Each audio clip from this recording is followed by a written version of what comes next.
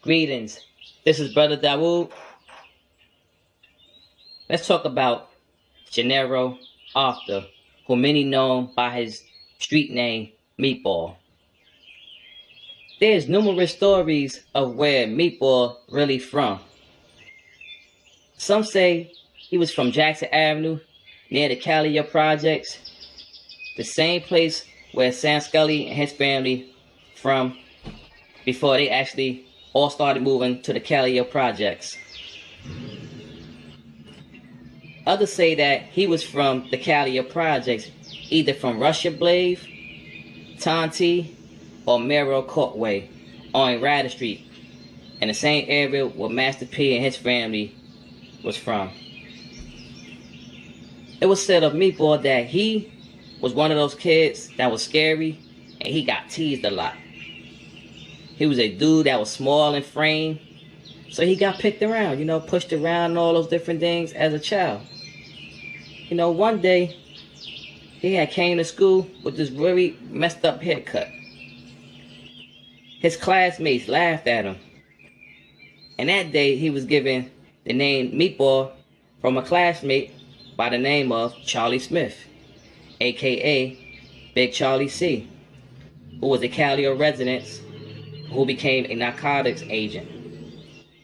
He worked with the residents around the Calliope for years, collecting data and information to infiltrate a lot of the cliques that had cocaine distributions from throughout the city and the Calliope housing projects. He escaped the harsh cycles of that lifestyle in New Orleans. This right here I'm talking about is of Charlie Big C. I'm gonna touch on him real quick, and then I'm gonna run his course and run everything out. You follow? As a child, he was pressured by the lifestyle of where he lived at, and he wanted the finer things. He was seeing the hustlers and the big timers getting their hustle on, and Charlie wanted in. Charlie Big C wanted in.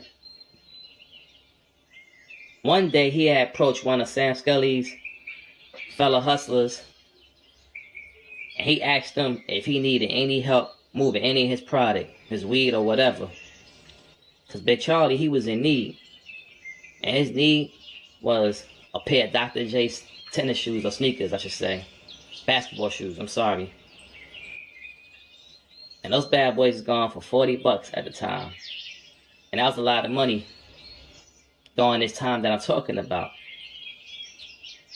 He couldn't afford the luxury due to his mother, raising 4 kids by herself. So he wanted to take a shortcut. The next day, Scully pulls up, told Charlie to get in his car. Scully told Charlie, if I hear anything about you selling or talking about drugs, I'm going to get you.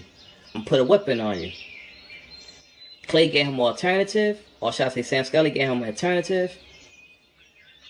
And, and Charlie he was on a football team for Booker T. Washington High School.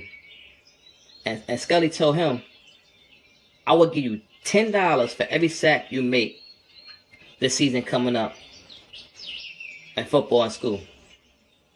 And Scully shared with him a heartfelt story. He said, listen, you have a way out, and that is through sports. Me, I'm stuck here. That's what he told him. He said, I'm stuck here. Either I'm going to die before I'm 40, or I'm going to get life in jail. Before he left Big Charlie C, he gave him a pair of Dr. J's. It was Scully's advice that had saved Charlie from the crime life. You follow? Big Charlie C became a all-star nose tackle, good enough to earn him a scholarship to Southern University. He also was part of the Buccaneers training camp. And when he finished his football career, when he ended, he turned to law enforcement, working as an undercover gang expert for the ATF. Charlie was well aware of the dealings of the city. He was well aware of the dealings and things going on around the Calliope projects. And he was well aware of the actions or the personality of Gennero, aka Meatball. They grew up with each other. He was the one that gave Meatball that name. But when Meatball came of age, Meatball got himself a gun, a 9mm, and things took a turn, a big turn. He wanted respect, so he started putting in work. Meatball started putting in work. He began robbing dice games and all that there. And he instilled fear in the people the same way another Calliope resident by the name of Big Mo did. Not the Big Mo, no, not the Big Mo from Houston, that's a rapper, and no. Big Mo and Lager Black are not the same person. Like, I be looking at some of the videos, and I read the comments, and people say stuff, when you hear stories about Big Mo, they keep equating Big Mo with Lager Black. They're two different people. My Lager Black is from out of the Magnolia, who I'm going to do a video on real soon. But people was afraid of Meatball and Big Mo and a couple other people. These dudes had people so afraid of them that they robbed people without a gun. They'd just walk up and just be like, just give it up. And that's how it was. Meatball started running with Sam Scully at a certain time. He was close to the Clay family. You know, Meatball had problems, legal problems, a lot of legal problems.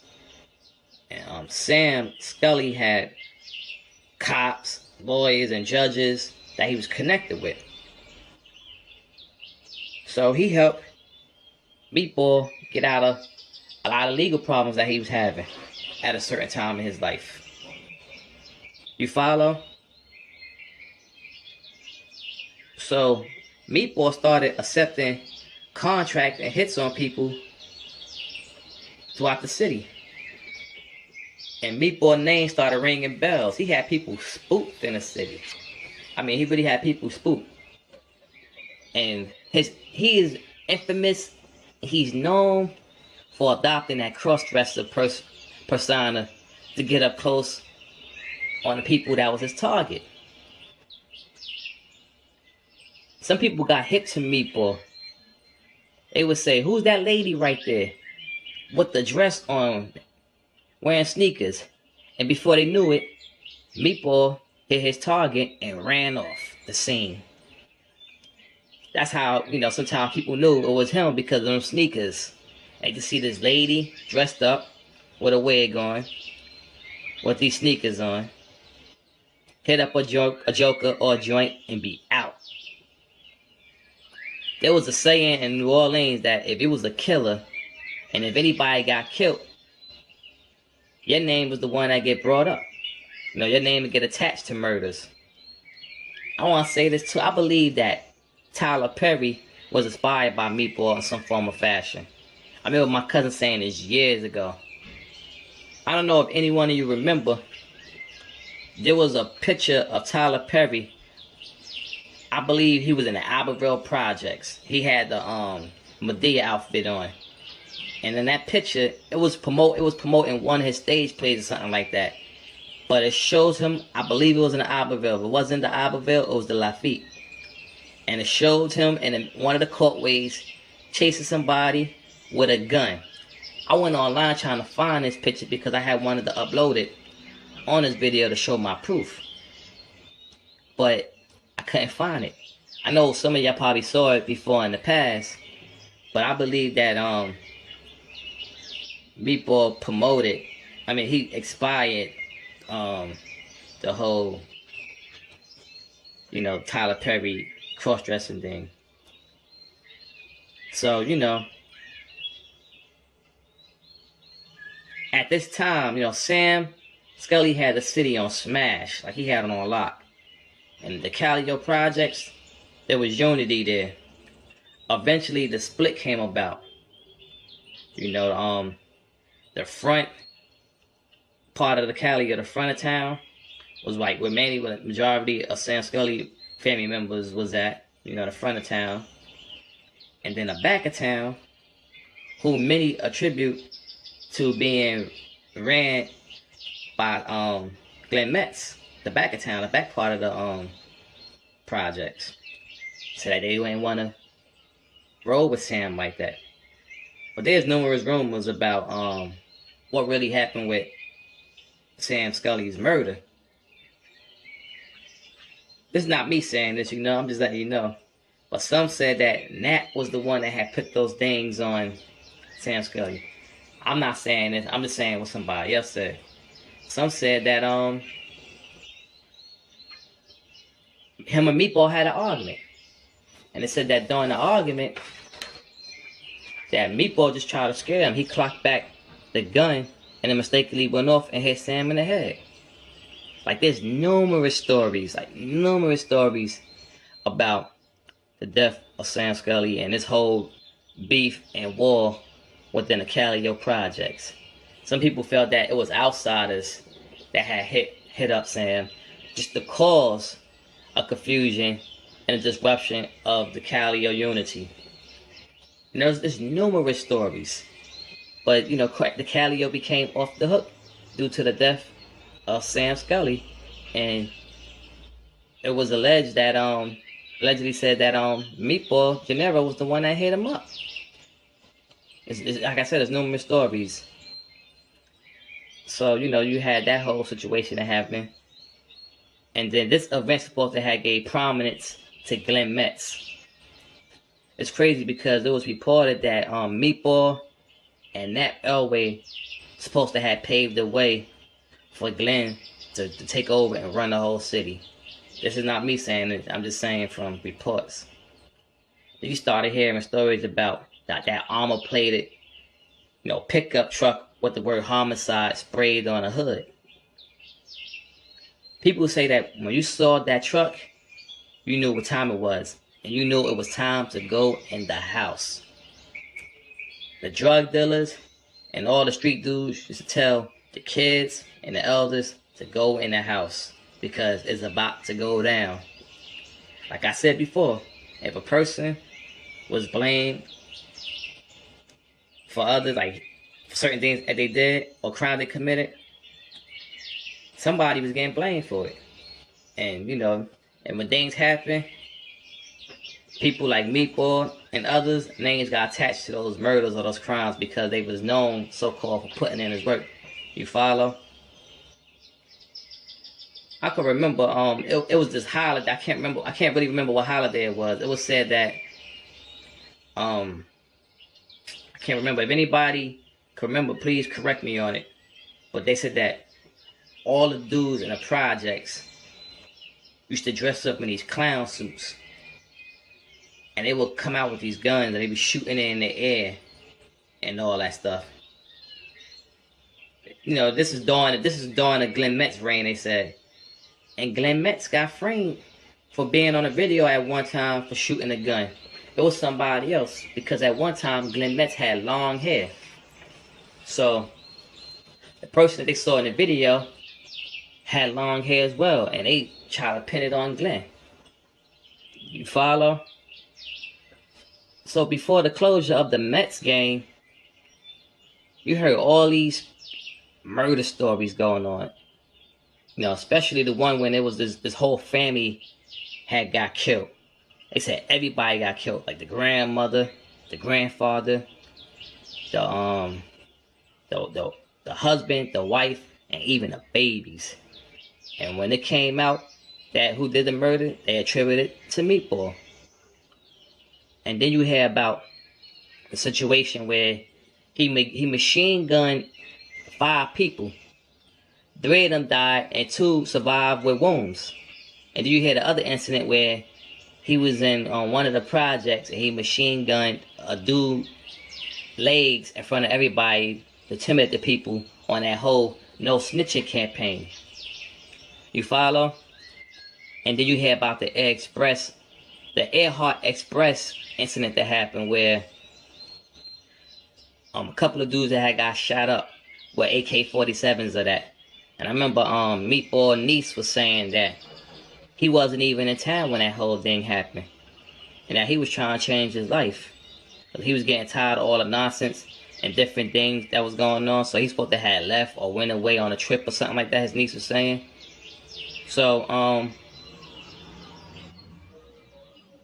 eventually the feds had moved in on the Mets game, and two people supposed to have got away. You know, it said Danielle they couldn't catch her at one time, and then it said Meatball had escaped. He escaped and he had fled to Seattle, Washington. And it said that someone had tipped the agents off on Meatball whereabouts. And in 1992, the U.S. Marshals with the Seattle, Washington police arrested him at a restaurant where he was working as a dishwasher. He had them spooked because they know about his work and his history. So their main concern was to make sure we moving on him quick as possible, because if he have a gun, he will use it. This was what was said about Meatball when they came in and moved in on him. So they got him.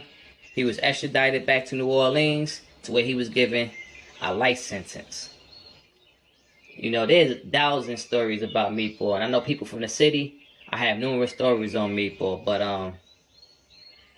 you know, you have the rappers that mention him in their songs. Up to this day, that's from the city. You had Master P, who had mentioned Meatball in a song called Ghetto Heroes. He mentioned Meatball on his, I think it was a 1994 song called Jacket for Beats. He said something about, dude got their cheek ball, hit you like this young nigga from New Orleans named Meatball. He talked about Meatball on that. And then C Murder had mentioned Meatball in a song called I Represent. He said, I don't mess with pork chops cause it tastes like pigs. And Meatball, for a wig, he'll bust brains. That's what C Murder said.